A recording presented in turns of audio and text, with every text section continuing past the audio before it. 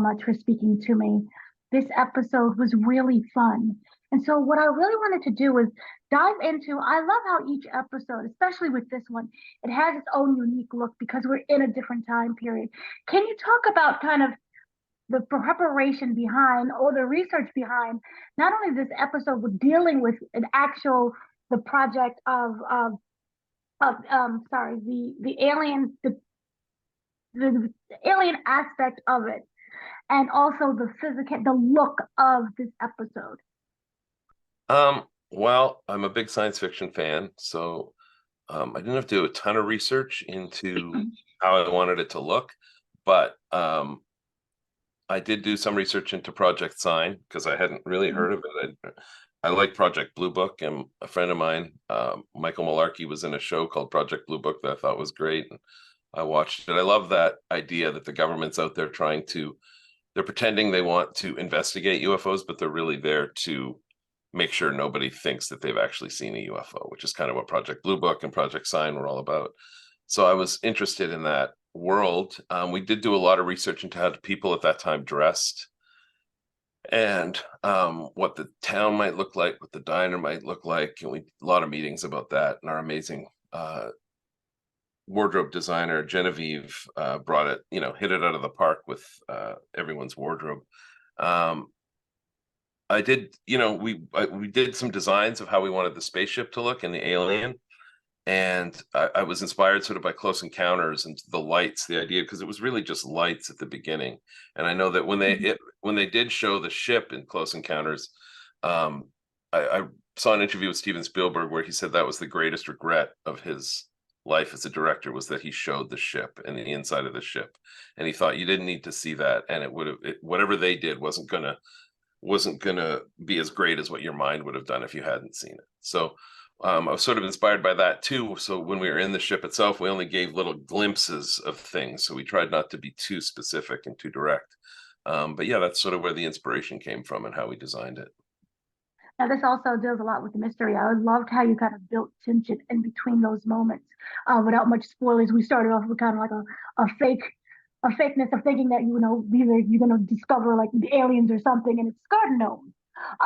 So can you talk about finding those beats in between so that people are still invested without constantly being thinking, oh, it's just another fake out? It's just, sorry, what's the last part? With people keeping people invested without thinking it's another fake out. Oh, well, that was the thing, is I wanted to make sure that we did create an actual alien, because the great premise of the episode is that for him to succeed, he has to prove that aliens exist. He says it out loud, and it's just like, so that's all he has to do. And so that's a great amount of conflict for an episode. And so I wanted to create a real alien that then could be, later on we could look at it from a different perspective and realize that it was just someone in a strange suit. And so we brought in Mark from Monster Effects, and he and I worked together to create the look of what Ben might have been seeing in his brain playing tricks on him while he was thinking about it. And so yeah, that's kind of what we did to keep people invested. Quick flashes of that sort of thing and of the ship itself. And yeah, the plot always moves forward. That's what's great about our show, is you're never just traveling sideways. There's no moments of rest. We're always just, we're rocketing ahead. And I think it brings you along on the ride very quickly, and it's really engaging. Now, also with this, it is titled Closure Encounters. So I was wondering, do you really feel at your core that Ben has closure with this episode a little bit?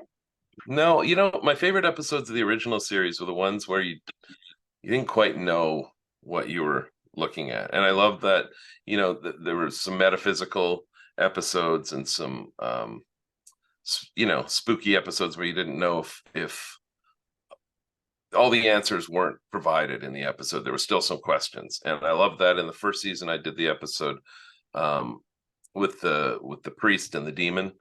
And I think there were a lot of questions at the end of that. And I think there are some questions here as to what actually happened. Where are they getting this technology from? What is it? Is there more to this base and this program than the military is letting on? Right. So I was wondering, how much preparation do you have with per episode? Because right away we're jumping into, we have 1940s, then we're present, then we may be in the 20s or something else.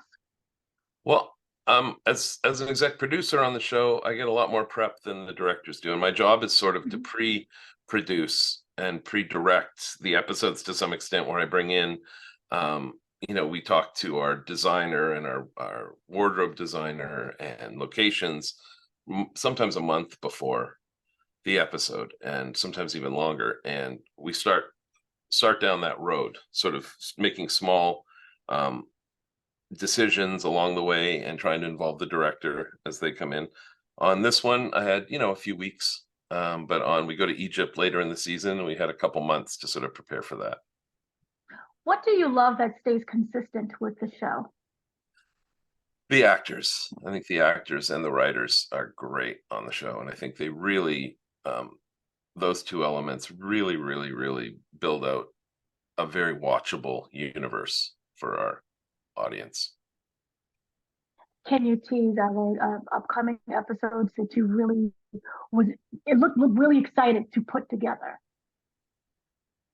Yeah, I think the all of the episodes have been really exciting to put together. I love the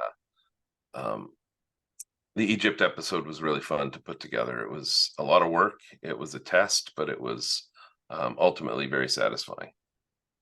Wonderful. And also with Project Science, during the research process, did you learn anything that you didn't know before? I just had it the thing about that project and Project Blue Book, like I said, was that the government really didn't want to investigate. They just wanted to disprove these sightings. So that's, I had that reinforced with this. But the questions remain, all these people who were seeing all this stuff, what were they actually seeing if the government was just writing it off? Were they seeing military tests? Were they seeing weather balloons? A lot of them don't seem like that's the correct answer. Right. And going into that scene when it kind of reveals a little bit what actually is going on and the experiments in the government. Can you talk about that? Look, I noticed there was a lot of green colors, there was a lot of solid colors. Could you talk about why that decision? It had to do with budget, honestly, because we couldn't afford at that point. I hate saying that in an interview, it's embarrassing, but we couldn't afford to do another big set there because we'd spent a lot of money on this episode already.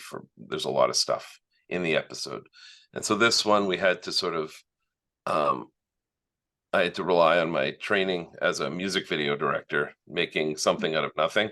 And so, and I have a great production team that all pitched in, and we basically created a set where there was no set, out of just props and hanging plastic. And then our amazing DP did a great job. Alicia did a great job just with the color and helping make it feel like a totally different world. Do you feel that allows you to be more creative though? Yeah, I think this job as a director is ultimately a very creative one, and you have to think on your feet, and you have to make a lot of decisions and figure out how to make things again where you don't have a lot to there's not like a lot of resources sometimes, and you have to be quick on your feet to sort of figure out how to make something there. Has there been any other instances where you had to go back into your music directing career, like the toolbox to use for Quantum Leap? For Quantum, yeah, I think all the time. I think that's we had specifically, we had to do, we did various sequences where he's seeing things or he's flashing back. And I think, the great thing is Anna and Alicia and myself all come from sort of cinematic music videos and photography. So we're always talking about lenses and color and camera movement and coming up with new looks for the show. The great thing about our show is that every episode is its own movie, and we let each episode have its own look to some extent. So it's exciting for directors to come in because you get to create a new world, and there's no real rules from us other than HQ, but there's no real rules from the production team. You can make it look the way you want it to look. Right. And with that said, you do have different directors that come in. I was wondering, how do you go about it always remaining consistent with the look, even though everyone has their own style? Well, we're consistent with the HQ look, so we have a certain Mhm. kind of look there, but we don't really have hard, fast rules with the shooting of the show, like I said. So that's why it's great to have. A lot of times you'll hire directors and they'll come in with their own ideas on other shows, and the showrunner's upset because they're like, "This is not the look of our show." What's great on our show is the first thing the showrunner says to them, and one of our showrunners, Martin, says, is make this your own. You're making a little movie here. We don't want it to look like all the other episodes. So it's a really great sandbox to play in as a director. By, by starting in music, do you find yourself looking at every script as a musical note in terms of the visuals and how it flows, kind of like that musical element, not necessarily with the actual music. Every episode seems to have its own tone. Yeah, I don't look at it really musically, but I do see, even the first time I read a script, I'll see the shots in my head the way I think it should be shot as I'm reading it and break it down. And then I do, I get inspired by some of the, flashbacks and things like that. How can we capture that in a way that I haven't seen before? What kind of strange lenses or what kind of, camera obscura can we hold up to the lens to make it, more interesting? By looking at the visuals, as you explained, do you feel that the emotion kind of drives the visual as well? Sometimes, yeah. Obviously, the camera movement does a lot to capture the emotions presented by the actors, and we really try to underline what they're feeling with our camera movement. And we try not to do camera movement just for movement's sake. We try to make sure that it's diegetic and a part of the story. And also, one thing I wanted to know, was there anything, as you talked about limited budgets, was there anything that you could not do for this season that you wish you could have? Hmm. I think we get everything that, we have enough people that are very, very creative and can think on their feet. I can't think of an instance where I didn't get to capture something that was in the script that we wanted to. I think we have to figure out, more creative ways to find those moments, but we're not sacrificing anything. Thank you so much for speaking to me. Thank you.